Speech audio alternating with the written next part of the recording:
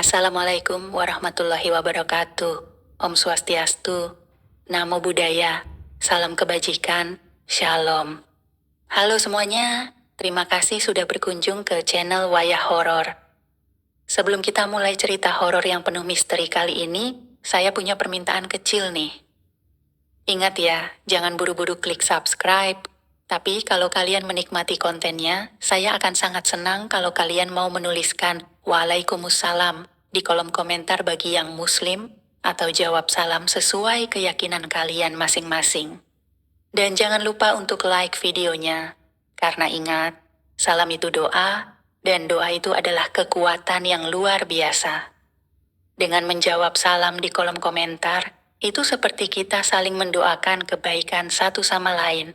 Dan percayalah, itu lebih berharga daripada sekadar klik tombol subscribe. Oke, langsung saja kita mulai ceritanya. Selamat menyimak. Sore itu, langit di atas desa Gondang Rejo tampak keruh. Awan menggumpal, seolah menyimpan rahasia yang hendak tumpah. Di kejauhan, sebuah pabrik tua berdiri megah tapi menyimpan aroma masa lalu yang angker. Pabrik gula Madusari, peninggalan kolonial Belanda yang masih beroperasi hingga hari ini. Sejak kecil, Damar sering mendengar bisik-bisik warga soal mesin tua nomor 6 yang konon haus darah. Tiap tahun, selalu ada satu pekerja yang tewas mengenaskan, dan anehnya, selalu saat musim giling dimulai. Kini, Damar bukan lagi anak kecil. Ia baru saja diterima kerja sebagai teknisi malam di pabrik itu. Ibunya sempat melarang. Nek iso jok mlebu pabrik kui. Bien bapakmu yo gugur ning kono. Mesin nomor 6 kui dudu mesin sembarangan. Nah, kalau bisa jangan kerja di pabrik itu. Dulu bapakmu juga gugur di sana. Mesin nomor 6 itu bukan mesin biasa. Tapi gaji di sana besar. Damar butuh uang. Malam pertama, jam menunjukkan pukul 22.30. Pabrik bergetar pelan, suara mesin menderu-deru seperti raksasa lapar yang bangkit dari tidur panjang. Damar berjaga di lorong utara, tak jauh dari mesin nomor 6. Mesin itu lebih besar dan lebih tua dari yang lain, terbuat dari besi hitam yang kini berkarat. Lalu terdengar sirine, suara yang tak biasa. Bukan alarm kebakaran, tapi seperti klakson kereta dari zaman dulu. Damar melihat seorang pekerja tua yang sedang menunduk di dekat mesin itu. Ia belum pernah melihat orang itu sebelumnya. Pak, jenengan kerja di shift malam yo, wingi mboten ketemu. Pak, Anda kerja di shift malam juga ya, kemarin saya nggak ketemu. Orang tua itu hanya menunjuk ke mesin. Mulutnya bergerak tapi tak ada suara. Tiba-tiba, mesin nomor 6 bergetar keras. Lampu-lampu padam. Damar memegang senter, tapi ketika ia sorotkan ke tempat orang tua tadi, tak ada siapa-siapa. Di lantai, hanya ada topi karyawan yang masih basah, seperti habis dicelupkan darah. Besok paginya, seorang karyawan ditemukan terjepit dalam mesin nomor 6, tubuhnya hancur tak berbentuk. Anehnya, tidak ada laporan siapa yang masuk ke area itu. Semua tercatat aman. Tidak ada nama korban dalam daftar absen malam. Damar gemetar. Ia yakin orang tua itu yang ia lihat malam tadi. Tapi saat ia tunjukkan topi yang ia temukan, mandor hanya berkata, topi itu terakhir dipakai Mas Sugito, tapi dia sudah meninggal 3 tahun lalu. Tumbal tahun 2022. Pagi setelah tragedi di mesin nomor 6, suasana pabrik berubah mencekam. Tak seperti biasanya, para pekerja enggan berbicara. Bahkan suara mesin yang biasanya riuh pun terasa lebih pelan, seperti takut menyinggung sesuatu. Damar tidak bisa tidur. Pikirannya terbayang-bayang wajah orang tua yang dilihatnya malam itu, serta topi basah darah yang kini entah di mana.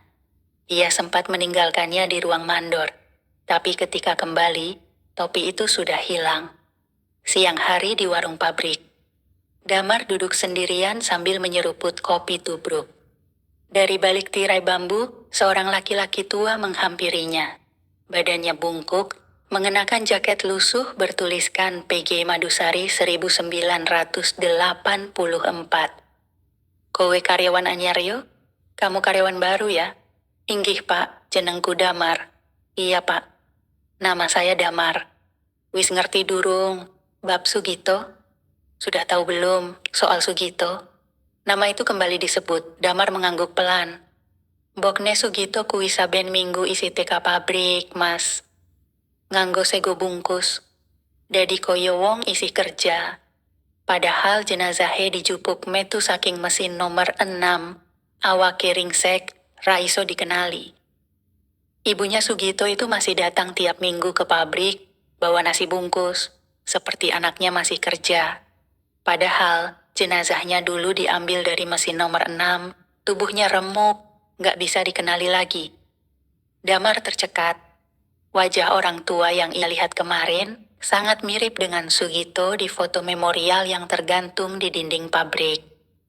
Malam kedua di pabrik, Damar memutuskan tetap berjaga. Ia tak ingin dianggap pengecut, tapi kali ini ia membawa kembang kantil yang diberikan oleh Mbah Wiryo, kakek tua di warung tadi. Yen arep slamet, lep, gowo iki. Cemplungno nang tong banyu deket mesin nomor 6.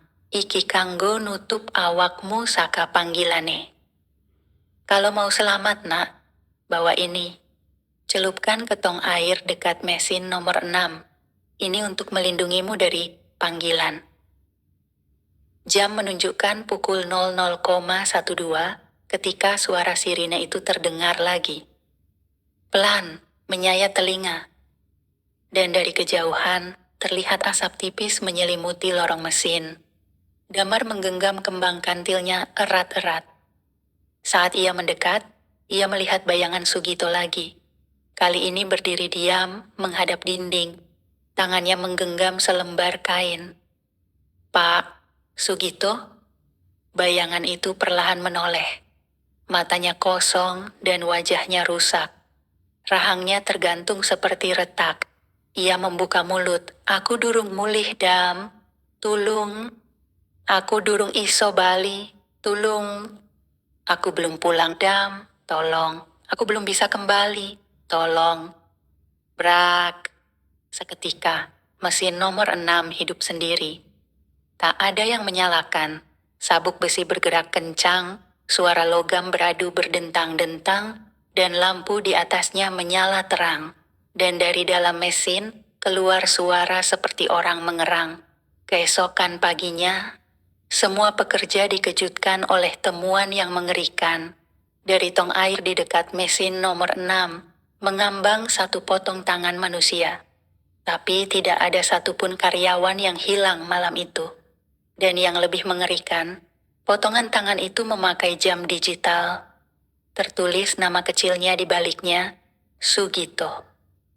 Suasana pabrik PTPN. Madusari siang itu diliputi kecemasan yang tak terucap. Meski para mandor mencoba menenangkan, bisik-bisik mulai menyebar. Mesin nomor 6 minta tumbal lagi. Tapi ada satu hal yang membuat semuanya lebih aneh. Tidak ada laporan kehilangan pekerja, dan tidak ada sidik jari yang cocok dengan potongan tangan di tong air malam itu, selain milik Sugito, yang secara resmi sudah meninggal 3 tahun lalu. Damar tak bisa diam. Malam-malamnya kini dipenuhi mimpi aneh. Ia melihat Sugito duduk di atas mesin sambil menangis, tubuhnya menggigil, dan terus mengulang kata yang sama. Kuburku kosong. Awakku dudu jenazah. Dudu jenazah. Kuburku kosong. Tubuhku bukan jenazah. Bukan jenazah. Tergerak oleh rasa penasaran dan rasa bersalah, Damar memutuskan untuk menemui Ibu Sugito di rumahnya. Ia dapat alamat dari Mbah Wiryo yang dulu sempat bicara di warung. Desa Gendingan, 5 kilometer dari pabrik. Rumah Ibu Sugito berada di ujung gang sempit, tertutup pagar bambu tua. Udara di sana terasa berat, dan suara jangkrik mendadak hilang saat Damar mengetuk pintu. Seorang perempuan tua membukakan pintu, matanya sembab, Rambutnya digelung seadanya dan tubuhnya gemetar pelan. Bu, maaf, saya Damar, karyawan baru di pabrik. Saya mau tanya soal Mas Sugito. Perempuan itu langsung menjawab. Ia masuk, lalu kembali dengan sebuah nampan berisi nasi bungkus dan segelas air putih. Iki, wis telung taun tak siap no. Jam 12:30 bengi, mesti tak antar ke pabrik. Anakku, durung bali. Ini, sudah 3 tahun aku siapkan. Jam 12:30 malam, selalu aku antar ke pabrik. Anakku, belum pulang. Tapi, Sugito kan sudah meninggal, Bu? Perempuan tua itu menatapnya dengan tatapan kosong, lalu menunjuk ke sebuah bingkai foto Sugito di dinding. Di bawahnya tertulis tanggal wafat, tapi tanggalnya dicoret dan diganti dengan tulisan tangan. Durung mati, nunggu bali. Sorenya, Damar ke makam umum desa. Ia meminta penjaga makam menunjukkan tempat peristirahatan Sugito. Setelah mencari hampir sejam, petugas kebingungan. Mas, nang makam kene ra ono jeneng Sugito. Pihak keluarga Ra tahu ngurus izin pemakaman. Mas, di makam ini nggak ada nama Sugito. Keluarganya nggak pernah urus izin penguburan. Tapi kata pabrik dia dimakamkan di sini. Ora, lawong mayate mawon ora tahu digawa kemari. Paling dipendem sembarangan nang pabrik kae. Nggak, mayatnya saja nggak pernah dibawa kemari. Mungkin dikubur sembarangan di pabrik itu. Malam ketiga, Damar kembali berjaga. Ia kini tahu, Sugito tidak pernah benar-benar dikubur. Tubuhnya entah di mana. Ia menatap mesin nomor 6 yang malam itu tampak lebih tenang dari biasanya. Tepat pukul 00.30. Suhu di dalam ruangan turun drastis. Asap tipis keluar dari sela-sela mesin, dan lumpur hitam menetes dari bawah mesin nomor 6. Damar mendekat. Tangannya gemetar saat ia menyentuh lumpur itu hangat dan beraroma anyir darah. Lalu terdengar suara, samar dan menyayat. Damar, tulung, Endi awaku, Endi, aku isi dikene. Damar, tolong, di mana tubuhku? Di mana? Aku masih di sini. Seketika, Damar terhuyung dan jatuh. Dari bawah mesin muncul tangan yang sama yang ditemukan di tong air. Tapi kini, tangan itu mencengkram pergelangan Damar. Kuburno aku, Dam, kuburno awaku. Kuburkan aku, Dam, kuburkan tubuhku. Besok paginya, Damar terbangun di ruang medis pabrik. Tangannya terkilir dan tidak ada yang percaya dengan ceritanya. Mandor hanya bilang, kamu mungkin terlalu capek. Mesin 6 itu nggak nyala semalam. CCTV juga mati. Tapi Damar tahu, ini belum selesai. Ia harus menemukan jasad Sugito sebelum mesin itu menagih tumbal berikutnya. Setelah insiden di ruang mesin malam itu, Damar tahu satu hal. Jasad Sugito tidak berada di makam manapun. Ia yakin tubuh itu, atau apapun yang tersisa, masih ada di dalam pabrik. Dan mungkin, masih di dalam mesin nomor 6. Pagi itu, Damar mendatangi bagian arsip pabrik. Ia berpura-pura ingin mengetahui sejarah jalur teknis untuk tugas teknisi. Tapi sesungguhnya, ia mencari denah lama bangunan pabrik. Pabrik gula Madusari adalah warisan zaman kolonial. Dibangun tahun 1911 oleh perusahaan Belanda. Dan hampir semua struktur aslinya masih berdiri. Termasuk saluran bawah tanah yang disebut-sebut sebagai jalur pembuangan ampas tebu. Petugas arsip Pak Haryo membuka lemari besi berdebu. Dari sana, Damar menemukan cetakan tua dengan kertas kekuningan. Ini denah lama pabrik, tapi lorong-lorong bawah tanah itu sudah ditutup semua sejak kebakaran tahun 1983. Namun ketika Damar mengamati dengan saksama, ada satu lorong kecil yang menyambung tepat di bawah mesin nomor 6. Lorong itu tidak ada di denah versi baru. Pak, kok yang ini nggak ada di peta sekarang? Oh, itu lorong pemisah. Dulu katanya dipakai nyimpen ampas tebu, tapi waktu Belanda minggat, banyak cerita kalau itu dipakai nyembunyi jenazah kuli kontrak yang mati kecelakaan. Nggak pernah dibongkar, serem.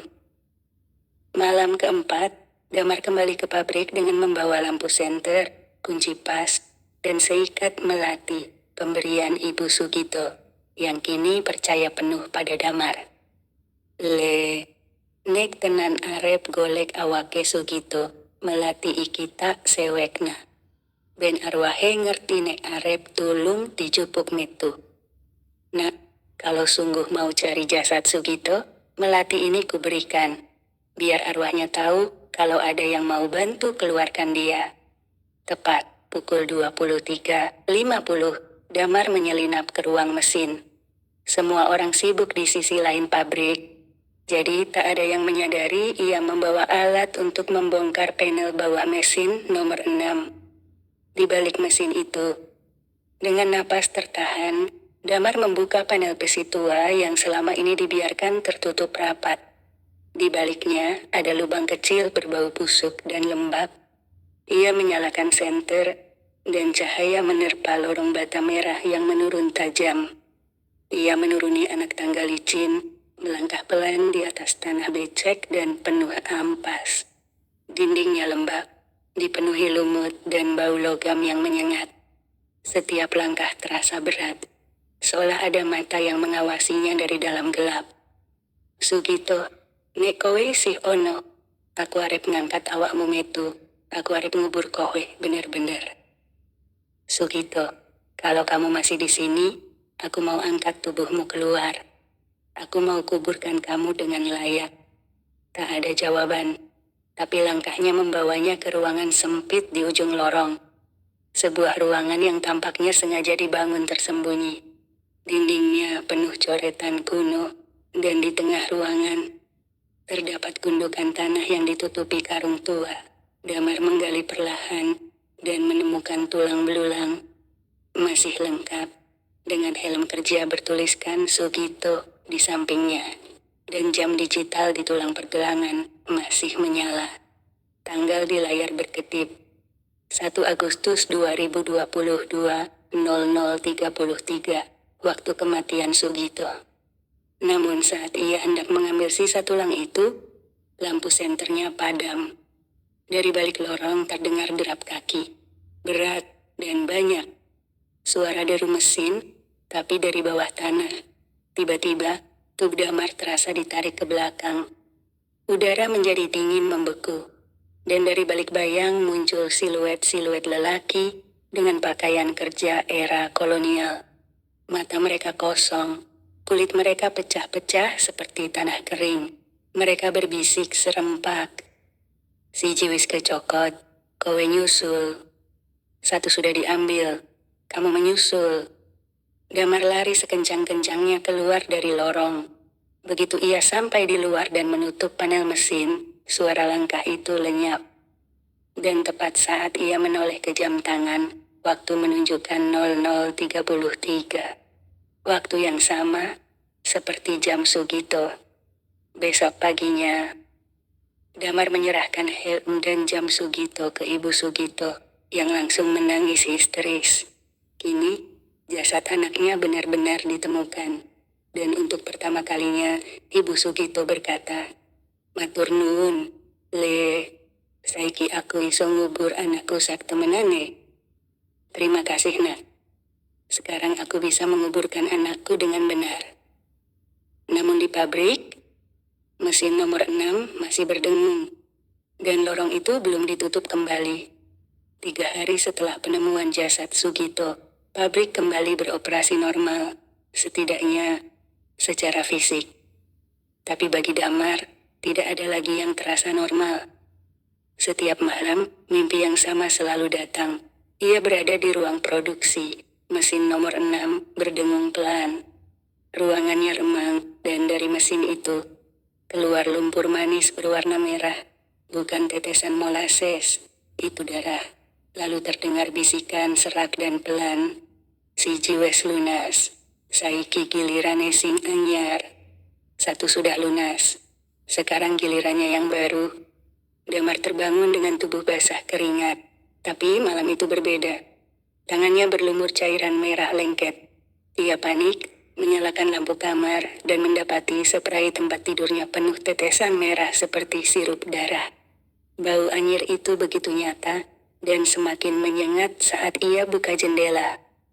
Dari luar, samar terlihat asap tipis melayang dari arah pabrik, padahal tidak ada shift malam hari itu.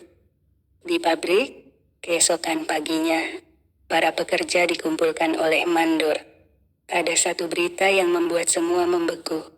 Mas Cipto, teknisi senior, ditemukan meninggal di dalam tangki pemanas. Tubuhnya melepuh, tapi tidak ada alarm menyala. CCTV mati. Semua mata saling berpandangan. Damar terdiam. Ia tahu Mas Cipto, orang yang pernah bercanda dengannya soal mesin nomor 6. Mesin tua itu, Dam, kayak nenek-nenek pemarah. Sekali salah sentuh, bisa kelindes. Kini orang itu benar-benar lenyap, dalam kondisi hangus tanpa bisa dikenali. Dan yang membuat semua merinding, di dalam saku seragam Mas Cipto, ditemukan satu helai rambut putih panjang dan sebutir melati kering. Malam hari di rumah Damar semakin tak tenang. Ia memutuskan menemui kembali Mbah Wiryo, lelaki tua yang dulu pertama kali memperingatkannya. Ia menemui Mbah Wiryo di langgar belakang pasar, tempat ia biasa bertapa. Mbah, wes anak korban meneh. Mas Cipto, lemes awakku, Mbah. Kenapa tetap anak tumbal, padahal Sugito wes dipendem layak? Mbah, sudah ada korban lagi. Mas Cipto, tubuh saya lemas, Mbah. Kenapa tetap ada tumbal padahal Sugito sudah dimakamkan layak? Mbah Wiryo diam lama sebelum menjawab dengan suara pelan. Le, Sugito dudu sumber kutuke, dheweke mung korban pisan. Mesin nomor 6 kui, dudu mesin biasa, nang jeroe ono sing nginep. Nak, Sugito bukan sumber kutukannya. Dia cuma korban sekali. Mesin nomor 6 itu bukan mesin biasa. Di dalamnya ada yang bersemayam. Soko zaman loni, mesin kuwi digawe karo tumbal. Akeh kuli dicekek lan dipendem hidup-hidup nang pondasi mesin. Mesin nomor 6 duduk alat, tapi inam. Sejak zaman Belanda mesin itu dibuat dengan tumbal. Banyak kuli dicekik dan dikubur hidup-hidup di fondasi mesin. Mesin nomor 6 bukan alat, tapi inang. Inang, tempat bagi sesuatu yang hidup dan lapar. Flashback, arsip rahasia. Damar teringat satu dokumen yang sempat ia lewati di ruang arsip. Malam itu juga, ia menyelinap ke dalam pabrik dan membuka kembali map yang bertuliskan PK Madusari kontrak awal mesin 6, Belanda 1911. Lembar itu berbahasa campuran Belanda Jawa Kawi, tapi ada satu bagian yang diterjemahkan. Untuk menjamin keberlangsungan produksi, diperlukan energi hidup yang terus diperbarui setiap tahunnya. Bila tidak, mesin akan menuntut sendiri. Mesin nomor 6 memang haus tumbal. Pukul 2 pagi dini hari, Damar kembali bermimpi. Ia berjalan di lorong pabrik, dan semua dinding dipenuhi wajah-wajah orang yang sudah mati. Sugito, Mas Cipto.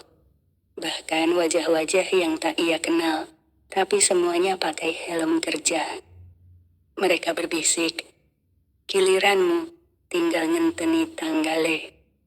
Giliranmu tinggal tunggu tanggalnya. Lalu Damar menoleh, dan dari dalam mesin muncul sosok raksasa bertubuh logam dan wajah rusak, dengan mata merah menyala. Makhluk itu membuka rahangnya dan mengeluarkan suara tawa besi. Tahun iki, dudu siji, tapi telu. Tahun ini, bukan 1, tapi 3. Hanya dalam waktu seminggu setelah kematian Mas Cipto, suasana di pabrik gula Madusari menjadi dingin seperti kuburan. Orang-orang bekerja tanpa saling bicara, seperti ada ketakutan yang menular melalui udara. Setiap detik terasa seperti mendekati ajal. Damar sendiri semakin terobsesi. Ia tidak bisa tidur, tidak bisa makan. Dalam benaknya, suara mesin nomor 6 terus berdengung, bahkan ketika ia jauh dari pabrik. Dengungan yang tak terdengar oleh telinga biasa, tapi menghantui seperti mantra. Satu-satunya orang yang tampak tenang adalah Pak Slamet. Pak Slamet adalah pekerja tua yang sudah hampir pensiun.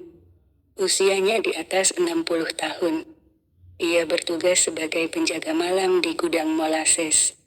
Dan yang paling menarik, ia tulis sejak lahir. Orang paling aman dari teror mesin, kata para pekerja.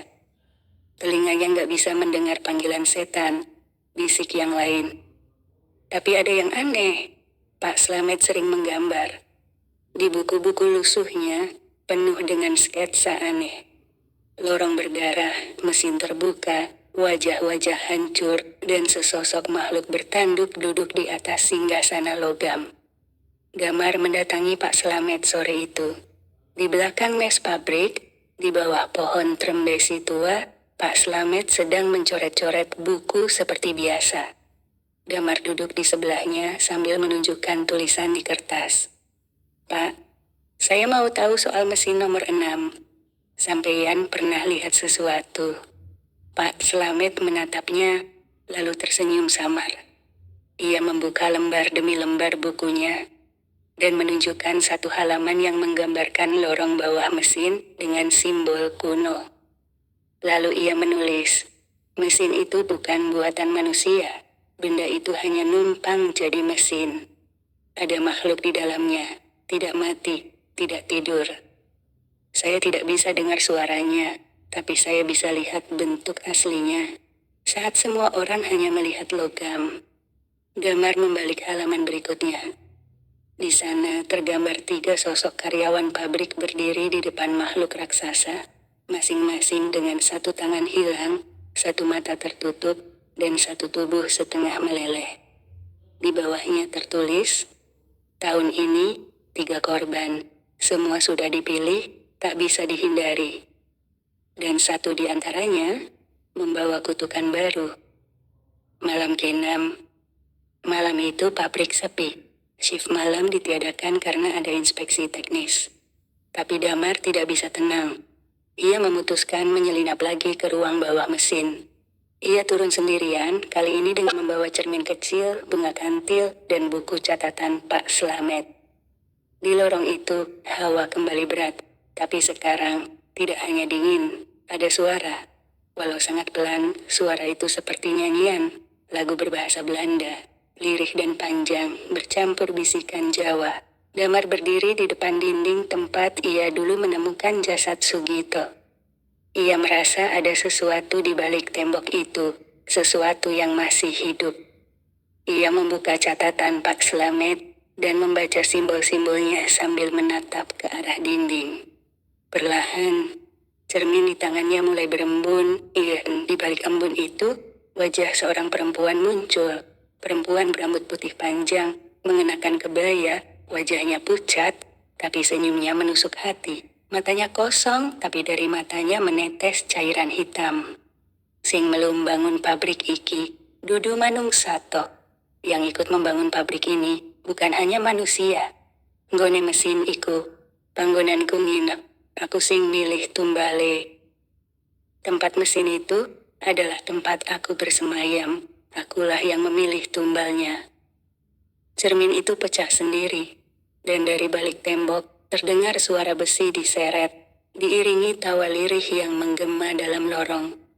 Keesokan paginya, seorang operator muda bernama Rino ditemukan pingsan di depan ruang panel. Saat diperiksa, ia menggigil hebat dan terus mengulang satu kalimat. Aku ketemu ibuku, tapi wajahnya kebakar, dan dia bilang aku nomor loro. Aku ketemu ibuku, tapi wajahnya terbakar, dan dia bilang aku yang kedua. Pihak pabrik menganggap Rino mengalami gangguan psikis akibat kelelahan. Tapi Damar tahu, korban kedua sudah ditandai. Tinggal satu lagi, dan ia takut ia sendiri adalah korban ketiga. Tahun 1983, pabrik gula Madusari mengalami kebakaran hebat yang membakar sebagian besar bangunan lama, terutama di sektor lorong bawah tanah mesin nomor 6. Dalam arsip perusahaan, kejadian itu hanya dicatat sebagai kecelakaan teknis. Satu orang hilang, tidak ditemukan. Namun dalam catatan tangan seorang pekerja bernama Suroso, tertulis kalimat yang jauh berbeda. Aku lihat kobaran api keluar dari perut mesin itu, tapi bukan api biasa. Api yang keluar dari tubuh makhluk yang dibungkus besi. Dan suara perempuan tertawa, seperti orang Jawa yang kesurupan, tapi berbahasa Belanda. Catatan itu ditemukan oleh Damar di sela tumpukan buku lama milik Mbah Wiryo. Ternyata Mbah Wiryo dulu pernah satu shift dengan Suroso, pria yang tidak pernah kembali setelah malam kebakaran itu. Awakmu saiki wis nang tahap pungkasan, kata Mbah Wiryo dengan suara gemetar. Kowe wes nyentuh lempunge, wes nyawang endi sing dududonya. Nah, kamu sekarang sudah sampai tahap terakhir. Kamu sudah menyentuh tanah liatnya, sudah melihat apa yang bukan bagian dari dunia ini. Damar yang kini sudah merasa setiap hari seperti di antara dua alam, hanya mengangguk pelan. Ia tidak bisa mundur. Ia harus menuntaskan ini, karena korban ketiga belum muncul, dan kemungkinan besar itu dirinya. Wasiat dari masa lalu. Malam itu, Damar kembali ke pabrik. Ia memutuskan untuk mencari ruang penyimpan mesin cadangan, tempat Suroso dulu sering berjaga. Ruang itu sudah lama tidak dipakai, terkunci rapat, tapi Damar berhasil membobolnya dengan kunci pas dan obeng. Di dalam, penuh debu dan sarang laba-laba. Tapi di satu sudut, ia menemukan peti besi tua. Di atasnya tertulis dengan kapur. Untuk yang ingin hidup, jangan baca kalau ingin tetap bodoh. Di dalam peti itu ada surat, ditulis tangan, dilapisi plastik yang sudah menguning. Surat itu ditulis oleh Suroso, 1 hari sebelum ia hilang. Tanggal 3 Juli 1983. Aku wis ndelok dewe. Ono ritual aneh di lorong mesin.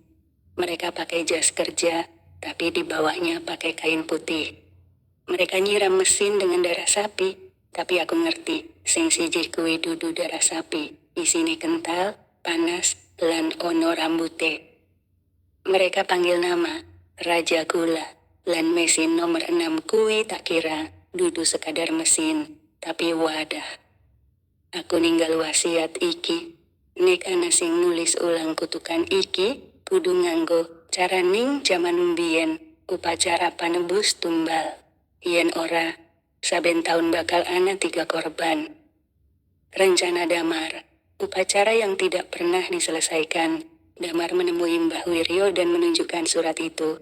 Mbah Wiryo langsung pucat. Iki, upacara perjanjian darah, waktu zaman Londo, iki sing digawe supaya mesin tetap ngidupin pabrik. Tapi pas zaman merdeka, ora ana sing gelem teruske, sebab upacara iki kudu nganggo darah awak dewe. Ini upacara perjanjian darah. Zaman Belanda ini dibuat supaya mesin tetap menghidupi pabrik. Tapi setelah merdeka, tak ada yang mau melanjutkan, karena upacara ini harus memakai darah manusia sendiri. Wong sing wis milu nglakoni upacara iki, ora bakal balik podo karo sadurunge. Orang yang pernah menjalani ritual ini, takkan pernah kembali seperti sebelumnya. Damar menggenggam surat Suroso. Ia sudah siap. Kalau ia bisa hentikan kutukan ini, ia akan lakukan, walaupun harus menukar dengan dirinya sendiri. Upacara dimulai. Tengah malam, dengan hanya diterangi obor dan segenggam dupa, Damar, dibantu Mbah Wiryo, menyusup ke bawah mesin nomor 6. Dinding lorong kini tampak lebih gelap. Beberapa bagian terlihat seperti berdenyut seperti daging hidup. Dan di tengah-tengah ruang bawah itu, sebuah batu pipih besar muncul, tempat dulu Damar menemukan tulang belulang Sugito. Di atas batu itu, Mbah Wiryo mulai menggambar lingkaran dengan gula tebu cair dan serbuk tulang ayam hitam. Ndongale, nek suaramu krungu, dheweke bakal mandek, yen ora, awakmu bakal keseret dadi tumbal katelu. Berdoalah nak, kalau suaramu terdengar dia akan berhenti, kalau tidak, tubuhmu akan terseret jadi tumbal ketiga. Damar menggigit ujung jarinya. Darah segar menetes ke tengah lingkaran. Ia membaca mantra dari surat wasiat itu. Aku nyuwun tulung marang sing nginep, supaya orang jupuk jiwa-jiwa manungsa maneh. Balekno daya pabrik iki menyang donya nyata. Lan kembalikan kowe menyang papanmu dewe. Aku mohon kepada yang bersemayam, agar tidak mengambil jiwa manusia lagi. Kembalikan kekuatan pabrik ini ke dunia nyata, dan kembalilah ke tempatmu semula. Seketika, lantai bergetar, dinding mengelupas dan darah merembes dari sela batu.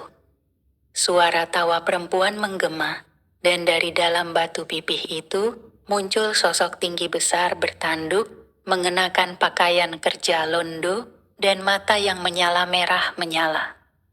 Kowe, wis ketulis, wis dadi katelu. Kamu, sudah tertulis, sudah menjadi yang ketiga.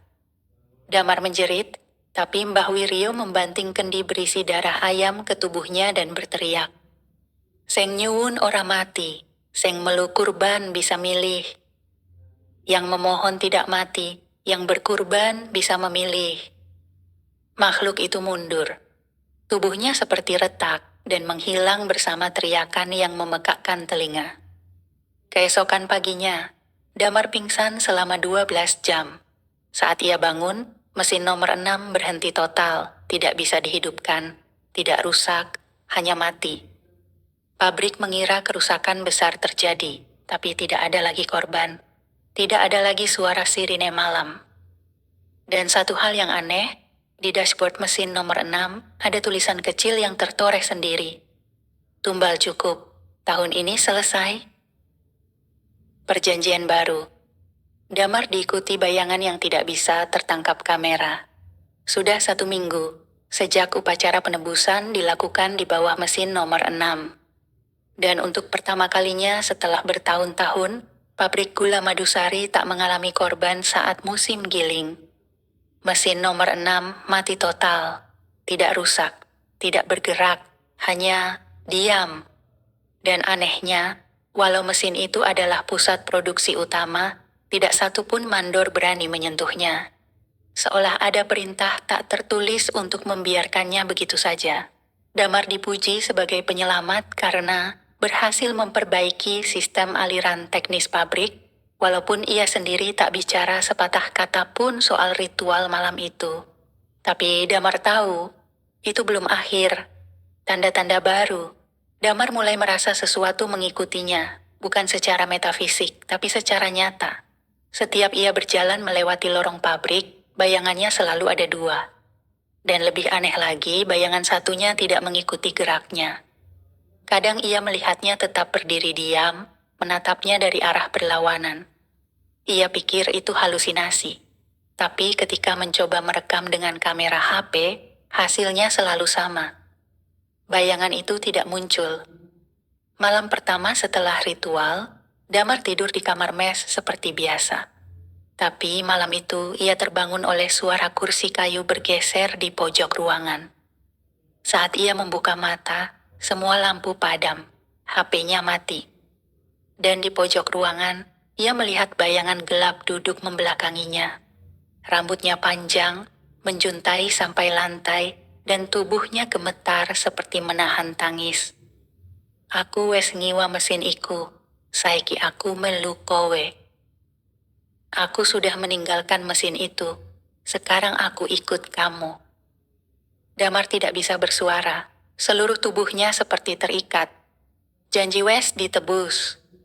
tapi awakmu saiki dadi wadah anyar. Janji sudah ditebus, tapi tubuhmu kini jadi wadah baru. Lalu sosok itu menghilang lewat tembok, meninggalkan bekas jejak tangan hitam gosong di dinding.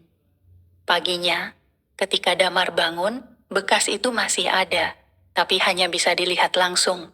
Kamera tidak bisa menangkapnya. Kesaksian orang-orang sekitar. Beberapa hari kemudian, desas-desus mulai menyebar di kalangan pekerja. Pak Samin, tukang sapu tua, mengaku melihat Damar duduk sendirian di depan mesin nomor 6 tengah malam. Padahal Damar sedang tidur di kamarnya. Bu Tina, penjaga kantin, mengatakan bahwa Damar pernah menatapnya di warung jam 5 pagi. Padahal hari itu ia sedang izin tidak masuk. Dan yang paling aneh, Pak Slamet, pekerja tuli, memperlihatkan gambar baru di bukunya. 2 Damar berdiri berseberangan. Satu mengenakan seragam pabrik, satu lagi tanpa wajah. Kembali ke Mbah Wiryo. Damar mendatangi Mbah Wiryo untuk terakhir kalinya.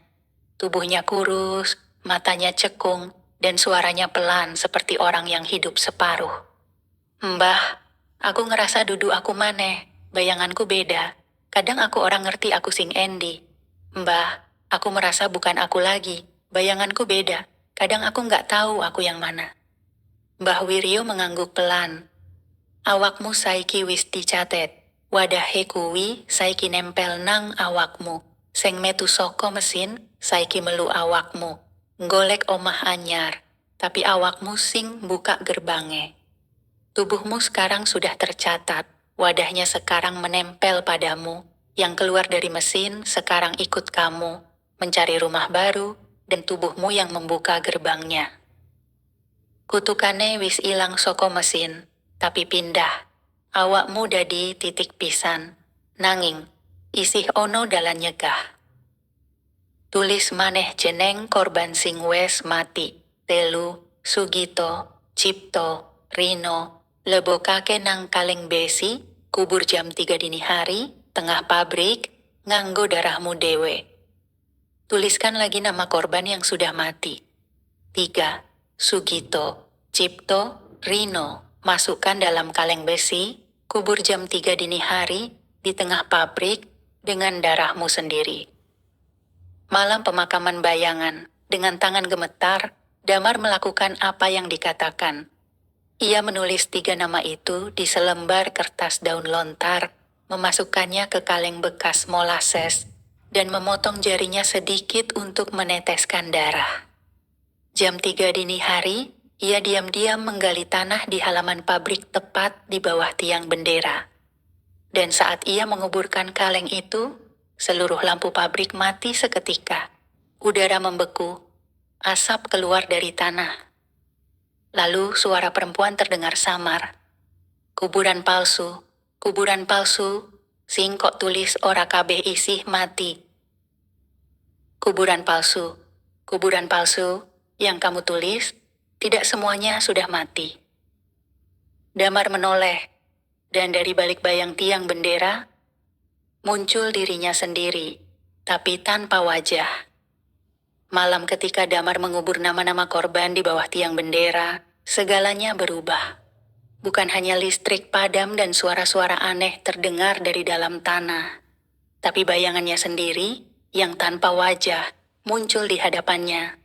Dan sejak malam itu, bayangan itu tak lagi hanya muncul di malam hari.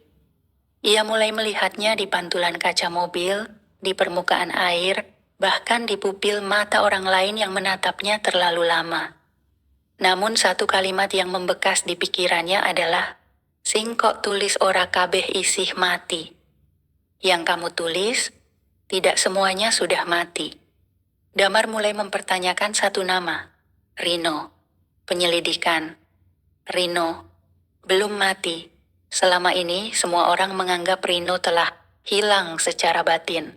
Sejak malam di mana ia ditemukan pingsan, tubuhnya sehat, tapi pikirannya kosong. Ia dirawat di sebuah klinik desa pinggiran yang biasa menangani kasus gangguan halus. Damar nekat pergi ke sana. Klinik itu sunyi, terpencil di tengah ladang tebu. Seorang perempuan tua menyambutnya, memakai kain jarit dan sanggul sederhana.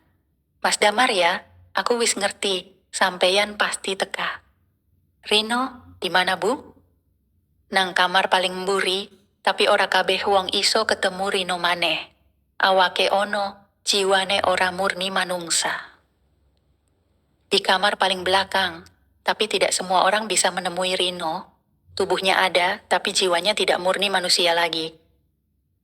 Pertemuan di kamar gelap. Kamar itu lembab. Bau melati bercampur amis menyengat. Di sudut ruangan, Rino duduk bersila memunggungi pintu. Tubuhnya kurus, rambutnya acak-acakan, dan kulitnya tampak pucat kebiruan. "Rino." Ia tak menjawab, tapi tubuhnya mulai bergerak. Perlahan menoleh, tanpa menggerakkan badan. Lehernya memutar lebih dari seharusnya. Bunyi krek, krek, pelan seperti engsel pintu tua. Dan saat matanya bertemu Damar, pupil Rino menghitam total. Tidak ada putihnya. "Kok ora nulis jenengku, Dam? Kenapa kamu tidak menulis namaku, Dam? Aku wis dicekel separo, awakku isih ana, tapi separo wis dicekel makhluk iku. Aku duduk korban, aku calon." Rino mengungkap fakta. Dengan suara pelan seperti suara dari dua orang sekaligus, Rino menceritakan apa yang terjadi malam ia pingsan. "Wektu kuwi, aku ora pingsan. Aku mlebu lorong nututi suara ibu. Ibuku ngomong saka mesin nomor 6, tapi suara iku palsu, yaiku makhluke. Waktu itu aku tidak pingsan. Aku masuk lorong mengikuti suara ibu. Ibuku bicara dari dalam mesin nomor 6, tapi itu suara palsu. Suara makhluk itu. Makhluk kuwi orang jupuk nyawaku. Nanging nginep nang pikiranku. Setengah awake nang aku. Setengah hemaneh nang bayanganmu." Damar mundur satu langkah. Kini ia tahu. Bayangan tak berwajah yang mengikutinya adalah bagian dari makhluk yang juga hidup dalam tubuh Rino. Dan perjanjian tumbal itu belum selesai. Rahasia yang menguak. Bayangan Damar bukan miliknya. Ketika Damar kembali ke mes malam itu, ia duduk di depan cermin besar yang menempel di lemari pakaian. Ia menyalakan lilin dan mulai menatap bayangannya sendiri. Dan untuk pertama kalinya, bayangan itu bergerak duluan. Bayangan Damar mengangkat tangan, sementara tubuh aslinya masih diam. "Kowe dadi jembatan. Rino dadi omah. Nanging aku sing bakal milih. Kamu adalah jembatan. Rino adalah rumah, tapi akulah yang akan memilih. Ora kabeh tumbal kudu mati, tapi kabeh kudu ngeculke. Tidak semua tumbal harus mati, tapi semua harus melepaskan." Lalu bayangan itu membelokkan wajahnya sendiri ke belakang dan memperlihatkan wajah lain di tengkuknya. Wajah Damar, tapi menangis darah hitam. Hari-hari menjadi kabur. Sejak malam itu, Damar tidak lagi tahu mana mimpinya, mana kenyataan. Kadang ia terbangun dan mendapati kakinya basah lumpur, seperti habis keluar dari lorong pabrik. Kadang ia bangun di kamarnya, tapi mencium aroma asap tebu terbakar. Ia tahu, ritual yang ia lakukan bukan akhir. Itu hanya memindahkan sumber kutukan. Dan kini makhluk itu telah membagi dirinya. Separuh di tubuh Rino, separuh di bayangan Damar, dan keduanya saling menunggu untuk jadi satu. Sejak pertemuan terakhir dengan Rino di klinik, Damar mulai kehilangan batas antara realita dan mimpi. Tidurnya bukan lagi tempat istirahat, tapi menjadi perjalanan ke lorong yang sama. Lorong di bawah mesin nomor 6 yang kini sudah tertutup secara fisik, namun masih terbuka dalam mimpi. Dan yang lebih mengerikan, mimpi itu selalu dimulai dengan langkah kaki Damar sendiri. Ia menyaksikan tubuhnya sendiri berjalan masuk, tapi tidak bisa mengendalikan gerakannya. Seolah tubuhnya digerakkan oleh sesuatu lain, sesuatu yang semakin kuat. Mimpi pertama, bertemu Rino di tempat yang sama. Malam itu, Damar kembali terlelap dengan napas berat. Ketika ia membuka mata, Ia sudah berada di tengah lorong berdinding basah. Di sisi kanan, ada lampu minyak tua yang menyala sendiri, dan suara tetesan air berdentum di kejauhan. Lorong itu seperti napas, bergetar pelan, seolah hidup. Lalu, dari balik kabut, Rino muncul. Tapi kali ini, ia menatap langsung, dengan mata normal. Akhirnya, kowe tekan kene. Iki panggonane jiwa sing kelangan wadah. Akhirnya, kamu sampai juga. Ini tempatnya jiwa-jiwa yang kehilangan tubuh. Saben wong sing dadi bagian tumbal. Sukmane nyangsang nang kene, nunggu disambung, nunggu dipindah, nunggu dituku. Setiap orang yang menjadi tumbal, rohnya tersangkut di sini. Menunggu disambung, menunggu dipindah, menunggu dibeli. Pintu logam yang tidak bisa dibuka. Di ujung lorong, berdiri sebuah pintu logam besar, berkarat dan tertutup rapat. Pintunya memiliki 3 lubang, masing-masing berbentuk mata. Tangan terbuka, lingkaran api. Rino menunjuk ke pintu itu. Iki gerbang sing nyimpen asal mula pabrik. Waktu zaman londo, panggonan iki kanggo nyimpen tumbal pisanan. Ini gerbang yang menyimpan asal mula pabrik. Pada zaman Belanda, tempat ini digunakan untuk menyimpan tumbal pertama. Tumbal pertama, dudu manungsa biasa, deweke, bocah wadon setengah jin, sing digawa saka tanah seberang, dijanjeke mangan manis selawase. Tumbal pertama, bukan manusia biasa. Ia, gadis separuh jin, dibawa dari tanah seberang, dijanjikan hidup dalam kemanisan selamanya. Rino memberi peringatan. Rino memegang lengan Damar. Tugasku rampung, awakku ora kuat nahan makhluk kuwi. Separo sukmane wis mlebu kowe. Nanging, gerbang iki mung isa dibuka kien awakmu gelem nyerahke siji saka telu. Penglihatanmu, tanganmu, utawa jiwamu. Tugasku selesai. Tubuhku tak kuat lagi menahan makhluk itu. Separuh jiwanya sudah masuk ke kamu. Tapi, gerbang ini hanya bisa dibuka jika kamu rela menyerahkan 1 dari 3. Penglihatanmu, tanganmu, atau jiwamu. Damar menelan ludah. Suara pintu bergetar pelan, seperti tahu mereka sedang dibicarakan. WKC mesin nomor 6 ora ana nang besi, tapi nang buri gerbang iki. Akhir dari mesin nomor 6 tidak berada dalam logam, tapi di balik gerbang ini. Terbangun dalam ketakutan, Damar tersentak bangun dengan napas terengah. Tapi tangannya kini berlumuran jelaga, seperti habis memegang arang panas. Di telapak tangan kanannya, terdapat bekas lingkaran hitam kecil, seperti simbol yang ada di pintu itu, lingkaran api. Ia mencoba menghapusnya, mencuci, menyiram dengan air sabun. Tapi tanda itu tidak hilang, dan saat ia bercermin, mata kirinya berdarah tipis. Simbol itu mulai hidup. Hari-hari berikutnya, simbol di telapak tangannya mulai berdenyut, terasa hangat setiap jam 3 pagi. Jam yang sama ketika dulu suara-suara dari mesin mulai terdengar. Dan pada malam keempat, ia menerima amplop misterius di depan pintu kamarnya. Tidak ada nama pengirim. Di dalamnya ada selembar foto lama.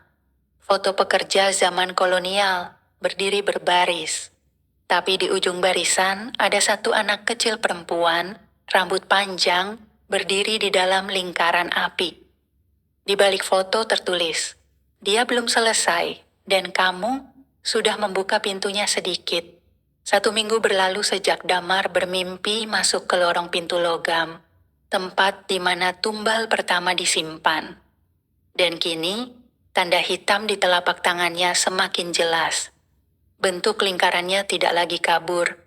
Ia bisa melihat simbol bunga tebu berlumur darah di tengahnya, seperti segel kutukan yang membara dari dalam daging. Setiap malam, saat jam menunjukkan pukul 3.00, simbol itu berdenyut seperti jantung, dan suara perempuan itu kembali terdengar di telinganya. "Balikna janji manise, aku durung rampung, aku durung entek." Kembalikan janji manis itu. Aku belum selesai. Aku belum puas. Penyelidikan di arsip kolonial. Damar yang kini merasa hidupnya tinggal menunggu giliran berangkat ke kota Salatiga, di mana terdapat arsip tua milik pemerintahan kolonial Belanda. Di sana, ia dibantu oleh seorang peneliti lokal bernama Pak Gofur, yang sejak lama meneliti jejak mistik pabrik gula era Hindia Belanda. Mas Damar, sampeyan nyebut mesin nomor 6 ya? Aku pernah nemu manuskrip tua soal mesin itu, tapi bukan catatan teknik. Lebih mirip kontrak spiritual. Pak Gofur membuka lemari besi dan mengeluarkan satu buku tipis dengan kulit tua yang nyaris robek. Halamannya berisi campuran bahasa Belanda dan huruf Jawa kuno. Di halaman ke-6, Damar menemukan kutipan mengerikan. Seorang anak perempuan dari tanah seberang, setengah manusia setengah iblis laut, dibawa ke pabrik Madusari tahun 1911. Ia diberi nama Anak Manis. Sebagai tumbal pertama, dia dikurung dalam ruang batu dan disiram gula merah setiap malam bulan baru. Dalam perjanjian tertulis, selama anak ini diberi rasa manis, pabrik akan menghasilkan kemakmuran tanpa henti. Tapi jika rasa manis terputus, ia akan bangkit. Jejak anak manis di pabrik, kembali ke Madusari, Damar mencari ruangan yang disebut ruang batu. Berdasarkan petunjuk denah tua, ruangan itu seharusnya berada di bawah fondasi cerobong asap lama yang kini sudah tidak aktif. Tengah malam, Damar diam-diam masuk ke kompleks tua itu. Ia menggali lantai bata yang telah ditutup semen kasar. Setelah beberapa jam, palu godamnya membentur logam. Ia membuka sebuah pintu besi bulat berkarat, dan di baliknya lorong melingkar mengarah ke bawah, dingin, penuh uap tebu basi. Dan di ujungnya, ia tiba di ruangan berbatu. Tidak luas, tapi di tengahnya ada meja batu cekung seperti tempat tidur kecil. Di sekeliling ruangan, terdapat bejana-bejana tanah liat, sebagian pecah, sebagian masih tertutup. Isinya gula merah cair yang membatu. Dan di dinding batu, terukir kalimat dalam bahasa Jawa. Sasampune diparingi rasa manis, aja nganti lali, yen rasa kuwi dijupuk, rasa kuwi bakal ngegulang. Setelah diberi rasa manis, jangan lupa. Jika rasa itu diambil, ia akan menuntut. Mimpi yang berubah menjadi nyata. Malam itu, Damar tertidur di mes pabrik. Dan ia kembali bermimpi, tapi kali ini ia tidak sendiri. Ia berdiri di ruang batu yang sama, tapi terang, bersih, dan beraroma wangi tebu. Di hadapannya berdiri anak perempuan, rambut panjang sebahu, matanya kuning terang, mengenakan baju putih kotor dengan bekas tetesan sirup merah di dadanya. Aku durung lunga, aku ngenteni, aku duduk korban, aku sing ditulis sepisan. Aku belum pergi, aku menunggu, aku bukan korban, aku yang ditulis pertama. Saben wong sing urip saka pabrik iki, utange karo aku. Rino utang, Cipto utang, Sukito utang, kowe utang akeh. Setiap orang yang hidup dari pabrik ini punya utang padaku. Rino berutang, Cipto berutang, Sugito berutang, kamu paling besar utangnya. Jenengku Lara Tiba. Damar terbangun dengan tubuh kaku. Di keningnya ada tulisan dalam pasir gula yang tidak ia tahu dari mana asalnya. Lara Tiba.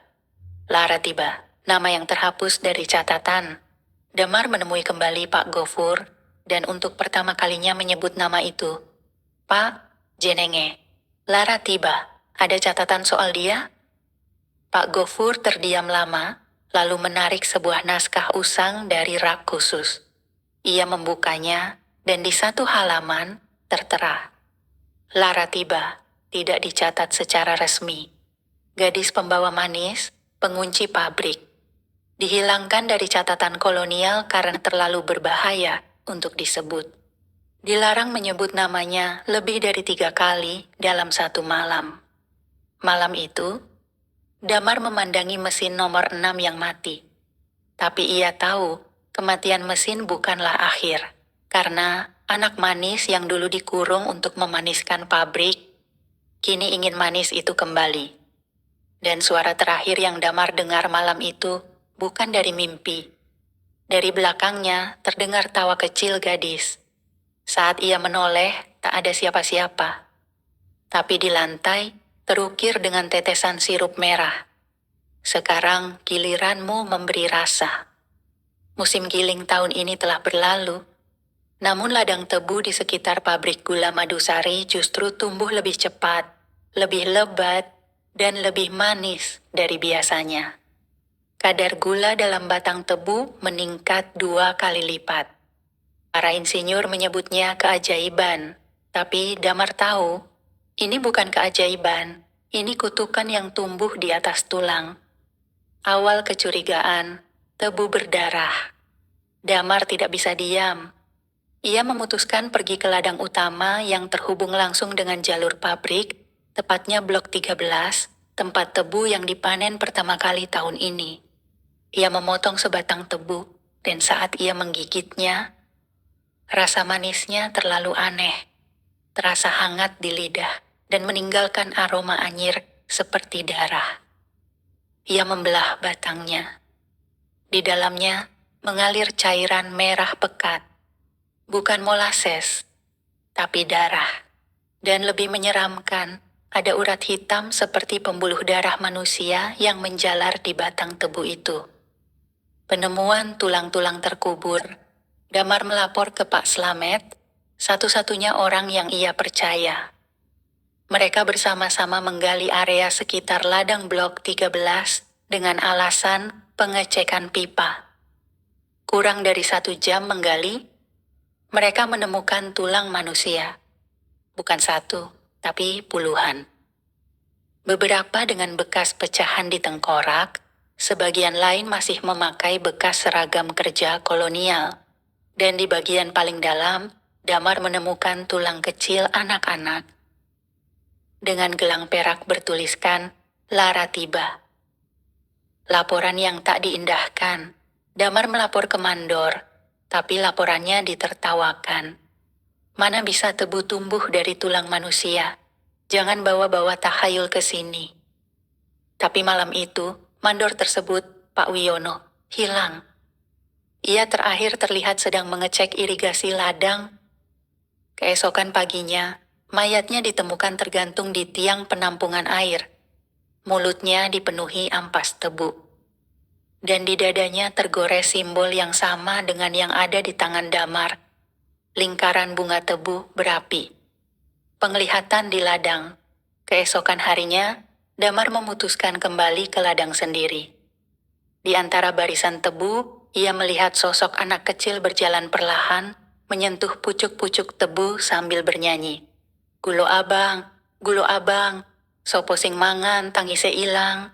Gula merah, gula merah. Siapa yang makan tangisnya hilang.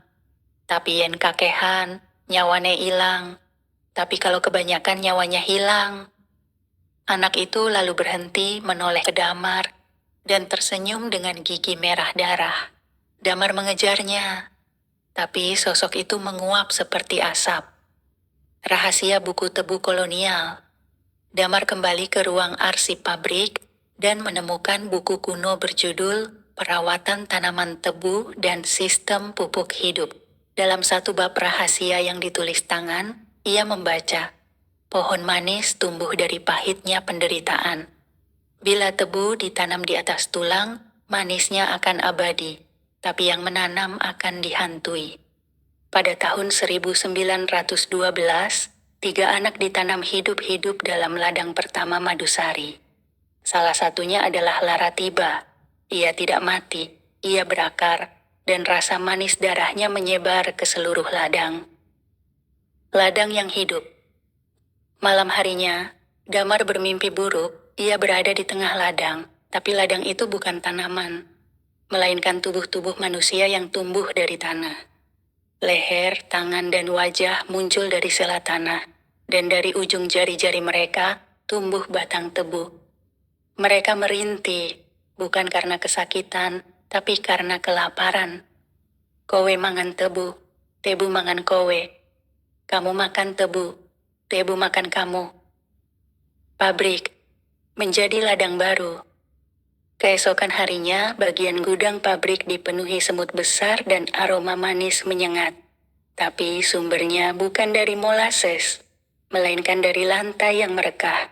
Dan dari rekahan itu tumbuh satu batang tebu segar. Tebu yang basah, merah, dan berdenyut. Seolah akar-akar dari ladang telah menjalar masuk ke tubuh bangunan. Dan di bawah daun tebu itu tertulis dengan tetesan gula. Rasa manis harus diberi makan, dan kau masih punya jiwa. Minggu itu adalah Minggu Raya, hari besar keagamaan yang biasa dirayakan seluruh desa. Desa sekitar pabrik gula Madusari biasanya ramai oleh suara beduk, aroma makanan khas, dan anak-anak kecil yang berlarian di jalan tanah. Tapi tidak tahun ini. Tahun ini, langit mendung sepanjang hari. Burung-burung tidak berkicau. Dan yang paling membuat warga ketakutan adalah ladang tebu yang tak berhenti berbunga, padahal seharusnya sudah habis masa panennya. Tebu-tebu itu terus tumbuh, merambat keluar batas ladang, mendekati rumah-rumah. Damar menerima tanda terakhir. Pagi hari sebelum perayaan, Damar menemukan sebuah kain kafan terlipat rapi di depan kamarnya. Di dalamnya ada 3 benda. Sebilah pisau tua berkarat, sekuntum bunga melati layu, dan sehelai rambut panjang yang masih basah. Di baliknya secarik kertas dengan tulisan tangan. Wong sing mangan manis kudu menehi tebusan. Yen ora, rasa manisnya bakal ngoyak nganti tekan generasimu sabanjure. Siapa yang mencicipi manis harus memberi tebusan. Jika tidak, rasa manis itu akan memburu sampai ke generasi berikutnya. Wektu wis tekan, pilih tumbale. Waktunya telah tiba, pilih tumbalnya. Pilihan yang tak bisa dihindari. Damar menyadari, upacara pemutusan harus dilakukan malam hari raya. Di jam 3 pagi, waktu di mana kekuatan Lara tiba berada di puncaknya. Tapi syaratnya jelas, harus ada yang dikorbankan, bukan simbolik, manusia nyata. Ia membuka kembali catatan Pak Gofur dan naskah dari Mbah Wiryo, menemukan bagian yang selama ini tidak dibaca. Perjanjian Lara tiba bisa dihentikan dengan 1 dari 3 cara. Tumbal sukarela seseorang yang menyerahkan nyawa tanpa paksaan. Tumbal pengkhianat seseorang yang pernah menipu Lara tiba atau mencicipi hasil pabrik tanpa tahu kebenarannya. Tumbal darah keturunan seseorang yang masih terhubung darah dengan pendiri awal pabrik. Pencarian korban, 3 calon. Damar mulai menyelidiki. Ia mencari siapa yang bisa masuk ke dalam 3 kategori itu. 1. Dirinya sendiri. Satu-satunya yang tahu seluruh cerita. Ia merasa bertanggung jawab, tapi jika ia mati, Lara tiba bisa menjadikan tubuhnya wadah penuh. Risikonya, Lara tidak lenyap, justru akan hidup dengan tubuh baru. 2. Pak Hadi, mandor senior. Pak Hadi adalah cucu dari kepala pabrik kolonial pertama. Dalam catatan Belanda, keluarganya adalah pemilik tanah pertama tempat Lara tiba ditanam. Tapi, Pak Hadi tidak tahu menahu apakah adil mengorbankannya. 3. Butinah, penjaga kantin. Dalam dokumen lama yang ia temukan, Butinah ternyata pernah mencuri batang tebu dari altar persembahan Lara tiba puluhan tahun lalu dan menjualnya. Sejak saat itu, 3 anaknya mati satu persatu. Damar menghadap cermin. Malam sebelum pengorbanan, Damar berdiri di depan cermin. Bayangannya kini bermata hitam sepenuhnya, dan kulitnya mulai membentuk retakan seperti tanah kering. Bayangan itu bicara, kowe ora bisa lolos. Pilih tumbalmu, utawa awakmu dadi sing ditumbal. Kamu tak bisa lari, pilih tumbalmu, atau tubuhmu sendiri jadi yang dikorbankan. Tumbal sukarela ora bakal nyegah. Sing bisa mung sing duweni utang, utawa sing duwe darah. Upacara penghabisan, jam menunjukkan 02.59. Damar berdiri di tengah altar gula cair, di bekas ruang persembahan Lara tiba. Di hadapannya berdiri Pak Hadi dan Bu Tina, yang tidak tahu bahwa malam itu mereka dipanggil ke sana. Lara tiba muncul. Sosoknya perlahan muncul dari dalam genangan gula. Rambut panjang, mata menyala kuning, dan senyum manis yang menjijikan. Aku ora milih, kowe sing kudu milih, Damar. Aku tak memilih, kamulah yang harus memilih, Damar. Wektune rampung, salah pilih. Rasa manisku nyebar nganti tekan anak cucumu. Pilihan yang mengejutkan. Damar menunduk, menahan tangis. Ia tahu, memilih salah satu dari mereka berarti menanggung dosa tak terhapus. Lalu, ia melukai dirinya sendiri. Iki, darahku. Tapi nyawaku tak pasrah ke marang Lara, dudu kanggo awakmu, tapi kanggo rasa manismu mandek saiki. Darah Damar menetes ke dalam altar, tapi Lara tidak tertawa, ia justru menangis. Kowe ora kaya Londo, kowe ora kaya simbah-simbahmu, kowe gelem nyekel rasa manis nganggo nyawamu dewe. Tapi rasa iki, ora bakal ilang, rasa iki, diturunke. Lara tiba mencium kening Damar dan tubuhnya lenyap. Tebu di ladang mulai layu. Simbol di tangan Damar hilang. Pak Hadi dan Bu Tina tersadar, tapi tak tahu apa yang baru saja terjadi. 3 bulan telah berlalu sejak upacara penghabisan. Sejak Damar memilih untuk menyakiti dirinya sendiri demi menghentikan kutukan, pabrik gula Madusari kembali tenang. Ladang tebu kini tumbuh normal. Tidak ada aroma darah, tidak ada batang yang berdarah atau berurat hitam. Mesin nomor 6 telah dibongkar total dan diganti, serta altar bawah tanah telah disemen dan ditutup permanen oleh pengelola baru. Semua seperti kembali ke awal yang bersih, namun hanya Damar yang tahu. Kutukan tidak pernah menghilang, kutukan hanya berganti bentuk. Tanda itu kembali. Damar kini hidup damai di rumah kecil warisan orang tuanya. Ia menikah dengan Sari, seorang bidan desa. Dan kabar gembira datang, Sari hamil. Tapi keanehan mulai terasa sejak usia kandungan memasuki bulan keempat. Sari mengidam aneh, bukan mangga, bukan rujak, tapi... Mas, aku kepengin ngisep batang tebu. Sing isine molases langsung, sing pahit-pahit itu. Setiap malam, Sari meminta Damar mengambilkan batang tebu dari ladang bekas blok 13. Ia akan mengisap batang itu seperti permen, bahkan kadang menggigit batangnya langsung dengan gigi, hingga berdarah. Mimpi lama kembali. Suatu malam, Damar tertidur di sisi ranjang, dan ia kembali berada di ladang tua yang sepi. Tapi kali ini tidak ada batang tebu, hanya tanah gersang, dan satu tunas kecil tumbuh di tengahnya. Tunas itu perlahan berubah menjadi tangan bayi, kecil dan halus, menjulur keluar dari tanah. Lalu terdengar suara Lara tiba, lembut tapi dingin. Rasamu tak tampung, tapi nyawamu tak cicil. Anakmu bakal nyambung rasa iki nganti lunas. Anak lahir, tapi tidak menangis. Sari melahirkan pada malam Jumat Kliwon, jam 3 pagi tepat. Prosesnya cepat, terlalu cepat. Tidak ada rasa sakit, tidak ada kontraksi panjang. Seperti anak itu memang sudah tahu jalannya keluar. Namun saat lahir, bayi itu tidak menangis. Ia hanya menatap langit-langit dan tersenyum. Bidannya bingung, tapi Sari justru tampak tenang. Anakku, ngerti caranya lahir tanpa nelangsa. Anak dengan mata gula. Hari demi hari Damar menyadari sesuatu yang janggal. Mata anaknya berwarna coklat pekat seperti gula cair.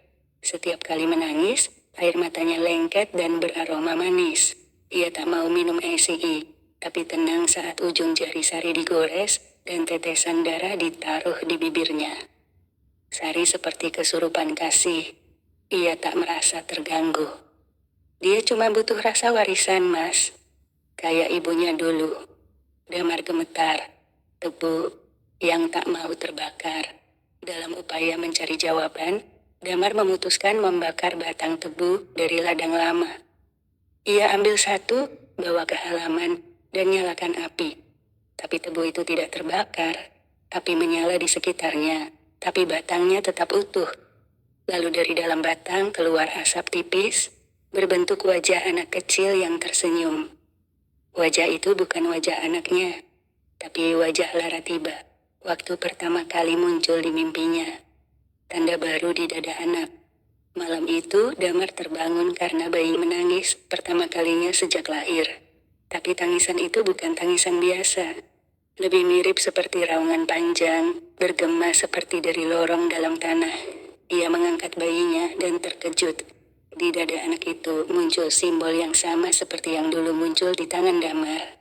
Lingkaran bunga tebu berapi. Namun kali ini, simbol itu bergerak perlahan, seperti berdenyut. Bayi itu tersenyum sambil menatap Damar dan berbisik lirih. Bapak, rasa iki, wes pindah. 2 tahun berlalu. Anak itu tumbuh sehat, kuat, cerdas, tapi berbeda. Damar memberinya nama Raka harapannya. Cahaya, sinar. Tapi Damar tahu, di balik sinar itu ada bayangan panjang yang mengikuti sejak lahir. Raka jarang tertawa, tapi senyumnya selalu ada. Ia tidak banyak bicara, tapi selalu tahu kapan seseorang berbohong. Dan yang paling menakutkan, ladang tebu manapun yang disentuh oleh kakinya akan tumbuh lebih cepat, lebih manis, dan lebih lebat dari biasa. Peringatan dari mimpi. Malam ke-777, sejak kelahiran Raka, Damar bermimpi lagi. Lorong batu itu kembali. Tapi kali ini, ia tidak sendiri. Di sampingnya, berdiri sosok kecil berambut pendek, memegang tangannya erat, Raka. Di hadapan mereka berdiri Laratiba, tapi tubuhnya tidak utuh. Separuh dari tubuhnya membatu, separuh lagi seperti akar tebu. Damar, rasa manis kuwes oleh Oma. Aku orang nyekel awakmu maneh, tapi anakmu, nanging isih ono pilihan. Tebu terakhir, bakal tuh saka njero awakmu, yang kowe gelem, rasa iki bisa hilang. Tapi ora ana rasa manis tanpa rasa pahit. Hari dimulai dengan darah. Paginya, Damar terbangun dengan perih luar biasa di perutnya. Saat ia buka bajunya, di sekitar pusarnya muncul garis-garis hijau seperti akar. Akar itu merayap pelan ke dadanya. Dan di pagi hari keesokan harinya, ia muntah cairan manis seperti sirup tebu. Sari menangis. Mas, ini kutukan, atau ini kamu yang berubah? Damar memeluk Sari. Ia tahu waktunya hampir habis. Pertemuan dengan Mbah Wiryo. Sebagai upaya terakhir, Damar mencari Mbah Wiryo yang kini sudah hampir tidak bisa bicara. Namun sebelum meninggal, ia menulis satu kalimat pendek di papan kecil. Rasa paling manis adalah saat pasrah. Damar mengerti. Ia tidak bisa menyelamatkan diri. Tapi mungkin ia bisa menyelamatkan Raka.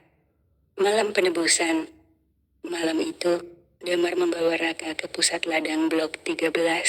Tempat pertama kutukan itu bangkit. Ia berdiri di atas tanah. Di tengah lingkaran yang ia gambar dari darahnya sendiri. Raka menatapnya polos, belum tahu. Nah, Bapak nggak bisa ngajari kamu soal hidup panjang, tapi Bapak bisa ngajari kamu cara mandekno kutukan. Damar menusukkan pisau ke dadanya sendiri. Darahnya tumpah ke tanah, tapi dari dalam tubuhnya bukan hanya darah. Akar-akar kecil tebu keluar dari lukanya. Dan dari dalam tubuh Damar, tumbuh batang tebu terakhir. Laratiba muncul. Dari batang itu, muncullah Laratiba sekali lagi. Tapi kini tubuhnya tidak utuh, ia rapuh. Ia bersujud di hadapan Raka. Rasa iki tak pindah, tapi ora kanggo gigit, tapi kanggo ngeciprati rasa anyar. Bapakmu wis nyerahke rasa terakhir, kutukannya ilang, Nanging rasa manis iki bakal terus ana, dudu tumbal, tapi warisan. Tebu terakhir membusuk sendiri. Di tengah ladang, batang tebu yang tumbuh dari tubuh Damar perlahan membusuk. Bukan karena api, tapi karena ia sudah memenuhi tugasnya. Sari tiba tak lama kemudian. Ia memeluk tubuh Damar yang kini kaku, tapi tersenyum tenang. Senyum yang tak pernah terlihat sejak mesin nomor 6 berhenti berdengung. 5 tahun kemudian, Raka tumbuh sebagai anak yang sangat berbeda. Ia tidak bekerja di pabrik, tapi ia menjadi penjaga Museum Madusari yang kini berdiri di bekas pabrik tua itu. Di tengah museum, ia memajang satu batang tebu kering yang tidak bisa dibakar, tidak bisa dibelah. Di bawahnya, sebuah plakat kecil. Rasa manis ini berasal dari darah, tapi kami memilih menghentikannya. Damar. Dan setiap malam, Raka menanam bunga melati di tanah bekas altar. Ia tidak lagi mengidam darah, ia tidak menyentuh sirup. Karena ia tahu, kadang rasa paling manis adalah yang tidak kita wariskan. Pesan moral. Segala kemanisan yang tidak jujur, cepat atau lambat, harus dibayar. Dan kadang yang membayar, bukan kita, tapi mereka yang tidak pernah tahu sebabnya. Manis yang tidak berasal dari cinta, akan tumbuh dari darah. Maka, pilihlah rasa yang kau tanam, sebelum ia memilihmu.